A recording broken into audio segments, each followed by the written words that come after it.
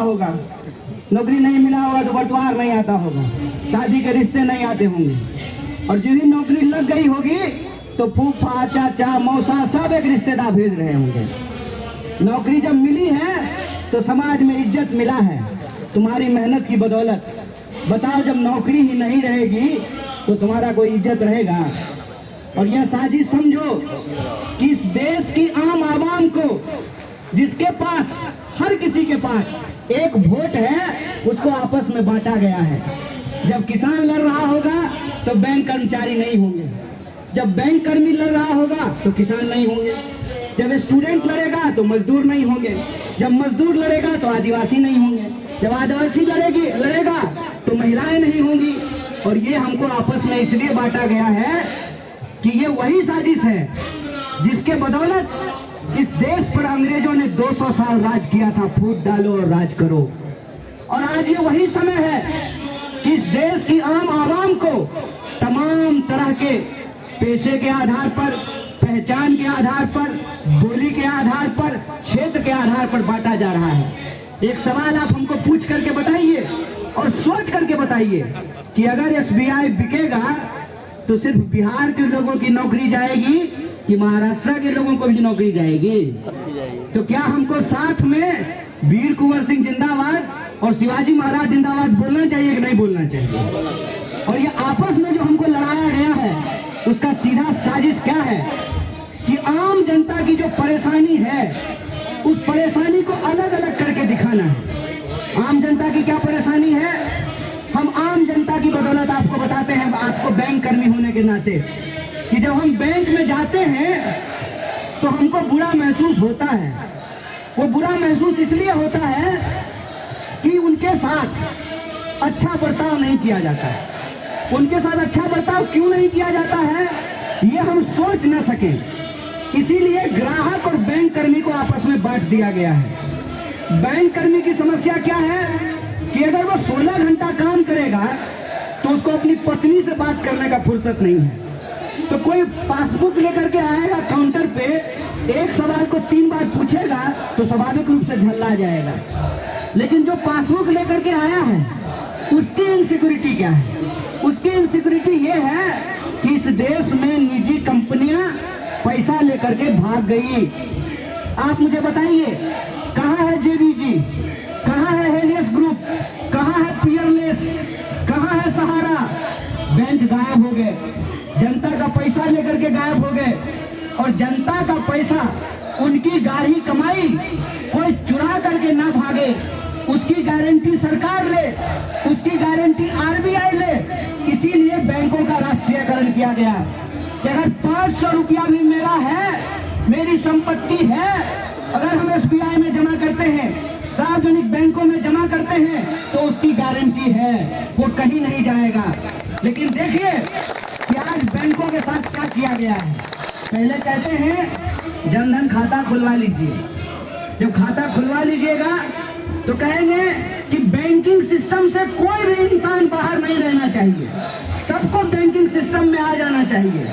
और बैंक की व्यवस्था ऐसी बना दी कि 5 बार से ज्यादा अगर एटीएम यूज कीजिएगा तो फाइन लगेगा, नया पासबुक लीजिएगा तो पैसा लगेगा, नया चेकबुक लीजिएगा तो पैसा लगेगा। हमको तो लगता है कि किसी दिन बैंक के आगे से गुजर गए, सीसीटीवी कैमरा में मुंह आ गया तो उसका मुंह दिखाई का भी 50 रुपया वसूल लिया जाएगा। आम लोगों से आप पैसे की वसूली करते हैं और वो जो पैसा है अपने दोस्तों के ऊपर दोनों हाथ से लुटाते हैं। फिर कहते हैं कि एनपीए हो गया है। अरे साहब, बैंक तो बाद में एनपीए हुआ है, पूरी की पूरी सरकार एनपीए होकर के बैठी हुई है। आप कहते हैं कि एनपीए हो गया है इसीलिए बैंक बेच दीजिए, तो मैं कहता हूं प्रधानमंत्री सबसे बड़ा एनपीए का स्टेट है और इसको बेचने की जरूरत नहीं है, ये अंबानी और अडानी के हाथ में बिका हुआ है। ये बात मैं इसलिए कह रहा हूं कि इस देश के भीतर जो आपने नारा दिया है बैंक बचाओ देश बचाओ, उसका सीधा मतलब यह है कि आप रिपब्लिक बचाना चाहते हैं। मेरी बात का गलत अर्थ मत निकालिएगा। ऐसा नहीं है कि हम एसबीआई के पक्ष में बोल रहे हैं तो हम ICICI के खिलाफ हैं। लेकिन मेरा अपना अनुभव यह है कि अगर एम्स नहीं होगा तो फोर्टिस में बेड नहीं मिलेगा। अगर सरकारी स्कूल नहीं होंगे तो निजी स्कूल उससे कंपटीशन नहीं करेगा। अगर सरकारी बैंक नहीं होगा तो मेरी इस बात को नोट करके रखिए, अभी जब जाते हैं ICICI में तो गार्ड सलाम ठोकता है ना, अगली बार अगर धक्का नहीं मारा तो फिर मुझे कह दीजिएगा। वो SBI है, वो राष्ट्रीय बैंक है कि राष्ट्रीय बैंक के मुकाबले में, उसके कंपटीशन में निजी बैंक आपके ग्राहकों के साथ अच्छा व्यवहार करता है। मैं कहता हूं कि अगर आपके अपने माँ बाप नहीं है, आपका घर वाला नहीं है, अगर आपको घर में इज्जत नहीं मिलती है तो आपको बाहर, इस परिस्थिति को हम सबको समझना पड़ेगा और इस परिस्थिति को हम बखूबी समझते हैं। इसीलिए हम यहाँ आए हैं, बैंक कर्मचारियों के बीच में आम इंसान की हैसियत से आए हैं कि बैंक को बचाने का सवाल सिर्फ आपका पेंशन बचाने का सवाल नहीं है, सिर्फ आपका वेतन बचाने का सवाल नहीं है। सरकारी बैंक बचाने का मतलब है सरकार बचाना, सरकार बचाने का मतलब है देश बचाना, देश बचाने का मतलब है लोकतंत्र बचाना। इसीलिए सरकारी बैंकों को बचाने का तात्पर्य यह है कि हम इस देश में रिपब्लिक बचाना चाहते हैं। और रिपब्लिक का मतलब यह होता है कि इस देश के अंदर साधारण से साधारण व्यक्ति, चाहे वो वर्दी पहना हुआ हो या बैंक का ड्रेस पहना हुआ हो, चाहे वो फुटपाथ पे जूता सिलता हो या इस देश की सर्वोच्च संस्था संसद में बैठा हुआ हो, सबका अधिकार बराबर किया गया है। इसीलिए जो रिपब्लिक का हेड है, देश के राष्ट्रपति हैं, वो राजा का बेटा नहीं है, वो इस देश के आम इंसान का बेटा है। ये अधिकार हमारे हाथ में रहे, ये अधिकार हमारे हाथ में सुरक्षित रहे। इसीलिए बैंक बचाओ देश बचाओ इस रैली में आए हुए आप तमाम लोगों का मैं समर्थन करता हूं और मैं आपको वादा करता हूं कि किसानों ने जो हमको रास्ता दिखाया है उस रास्ते पे हमको चलना पड़ेगा। यह सरकार जिससे डरती है उसको उसी से डराना पड़ेगा। इनको ये याद दिलाना पड़ेगा कि मोदी जी याद रखिएगा, अगर आप हमारा बैंक बेचिएगा तो आपका ईमान बिकाऊ होगा, हम बिकाऊ नहीं है, हम बैंक भी बचाएंगे और देश भी बचाएंगे। इसी आशा और उम्मीद के साथ आप तमाम लोगों को शुक्रिया कहते हुए शुक्रिया। इंकलाब जिंदाबाद, हमारी एकता जिंदाबाद।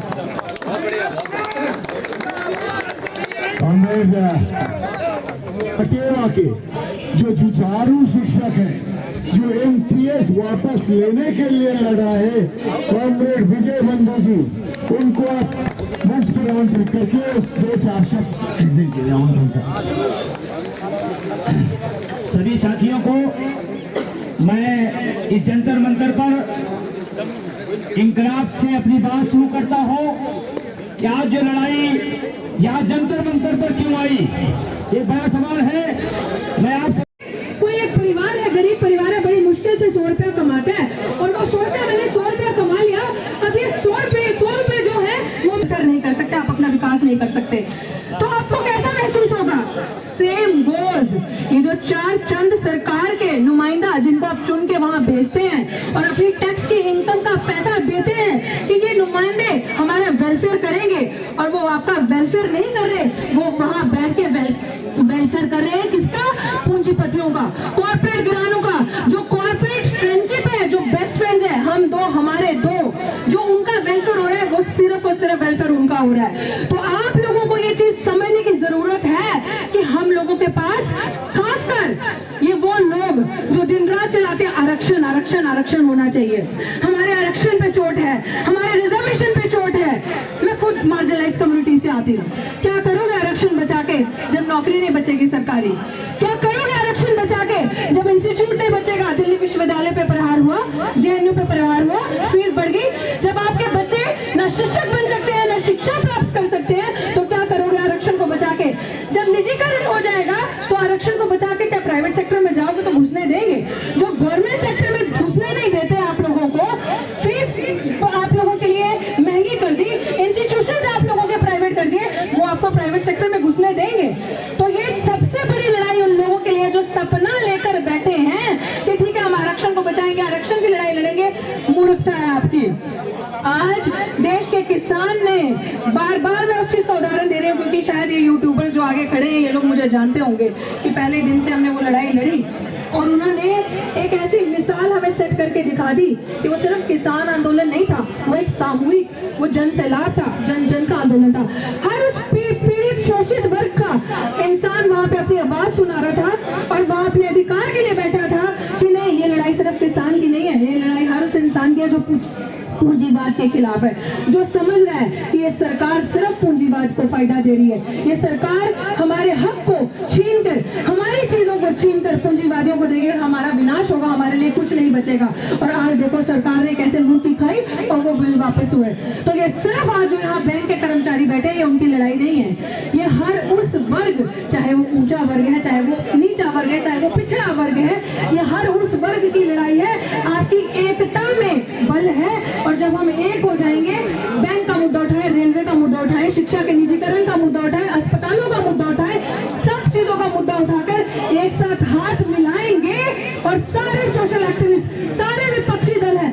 अरे हम, मुझे एक चीज बताएं आप लोग, मैं सबसे ये पूछना चाहती हूँ, हम किसका काम आसान कर रहे हैं यहाँ पे बैठ के? अगर हम इस सरकार की पॉलिसीज को यहाँ पे खड़े होकर क्रिटिसाइज कर रहे हैं और बता रहे हैं कि ये पॉलिसी वेलफेयर के अगेंस्ट है, ये जो आप टैक्स सरकार को देते हो वो वेलफेयर हमारा नहीं हो रहा, ये हमारे वेलफेयर के अगेंस्ट है, तो हम विपक्षी दलों का तो फायदा कर रहे हैं ना, उनका फायदा कर रहे हैं कि नहीं कर रहे हैं विपक्ष के नेताओं का, चाहे वो कोई भी सरकार हो। तो लोगों को शर्म आनी चाहिए, आकर यहाँ पे जंतर मंतर से ही या कोई भी प्राइवेटाइजेशन पूंजीवादियों के खिलाफ अगर कोई आंदोलन होता है तो उसमें हमारा साथ दो, हमारी आवाज को बुलंद करो, हमारे साथ आगे खड़े हो, क्योंकि ये लड़ाई राष्ट्र हित की है, ये लड़ाई देश को बचाने की है, ये लड़ाई हर उस समाज की है जो चाहता है कि हमें अच्छी सुरक्षा, हमें हमारी बेटियों को सुरक्षा मिले, शिक्षा मिले, रोजगार मिले और हमारे बच्चों का फ्यूचर जो वो सुनहरा हो। तो मैं यही कहना चाहूंगी कि ट्राइबल आर्मी की तरफ से भी हम लोगों की तरफ से आपको पूरा समर्थन है। और आप लोगों ने देखा होगा कि हंसराज मीणा जी कोई आवाज उठाए ना उठाए, लेकिन वो एक ऐसे इंसान है जो खुलेआम सरकार के पास कहीं पेगासस का सॉफ्टवेयर तो नहीं है, पढ़ लेता है और अगले दिन आंदोलन खड़ा कर देता है या ट्विटर ट्रेंड कर देता है। तो आई थिंक ये उस चीज की ताकत है, हम लोगों का आप लोगों को पूरे तरीके से समर्थन है, क्योंकि मैं अंत भी इसी चीज से करूंगी, ये लड़ाई आपकी नहीं है, आप यहाँ बैंक को बचाने नहीं आए, आप हम जैसे युवाओं के भविष्य को बचाने के लिए आए हैं। और जो भी घर बैठे हैं ना, ये सोच रहे हैं कि नहीं हमने कुछ नहीं, वो 4 लोग हैं वो लड़ लेंगे, तो मेरा आप सबको ये एक चुनौती, यहाँ से मैं आप लोगों को लिटरली इंडिकेशन दे रही हूँ कि कल को आने वाली जनरेशन आपसे सवाल करेगी कि जब देश लुट रहा था, बिक रहा था, धज्जियां उड़ रही थी, तो आप कहाँ थे, आप कौन सी गफलत की नींद में सो रहे थे जो आप बचाने के लिए नहीं पहुंचे। तो ये देश किसी के बाप का नहीं है, ये देश सबका है, हम सब ने इस देश को सींचा है, हर मिट्टी से, हर एक इंसान के खून पसीने की मेहनत की कमाई से ये देश बना है। So we need to realise this fact. और ये 5 उंगलियां है ना, ये एक मुट्ठी बनती है हर समुदाय के लोग, हमें जाति में बांटेंगे, नफरत में बांटेंगे, रंग भेद में बांटेंगे। स्ट्रैटेजी खुली है, यूपी चुनाव सामने है, तो जो खालिस्तानी थे पिछले साल, जो आतंकवादी थे मुसलमान, इस साल जो किसान आतंकवादी थे, सब खत्म हो गया, किसानों का बिल वापस हो गया, एक साथ हो जाएंगे तो सब वापस हो जाएगा। चुनौती दे रही हूँ इस मंच से, हम साथ हैं, मेरे दिल्ली विश्वविद्यालय में डॉक्टर रितु, यूट्यूब पे टाइप करके देख लेना, शोषित समाज से हूँ, मुखर रूप से लड़ाई लड़ रही हूँ, चुनौती दी है, जहां तक हो सकता है वहां तक लड़ाई लड़ूंगी और जीत भी इतना मुझे पता है सच्चाई की होगी। चाहे आप कोर्ट को मैनिपुलेट कर लो, चाहे सरकार मैनिपुलेट कर ले, क्योंकि हमें पता है सब ऊपर क्या चलता है।